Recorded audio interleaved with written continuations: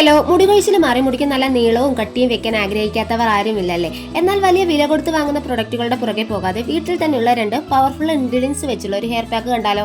ഇതാണ് കേട്ടോ ഒരു ഹെയർ പാക്ക്. അപ്പോൾ വീഡിയോസ് ഒക്കെ കണ്ട് ഇഷ്ടമായ ലൈക്ക് ചെയ്യുക, യൂട്യൂബ് ചാനലും കൂടെ ഒന്ന് സബ്സ്ക്രൈബ് ചെയ്യാനും മറക്കണ്ട. അപ്പോൾ നമുക്ക് അതിന് വേണ്ടത് തലേന്നത്തെ കഞ്ഞിവെള്ളത്തിൽ ഉലുവയും കരിഞ്ജീരകവും കൂടെ കുതിർത്തതാണ്.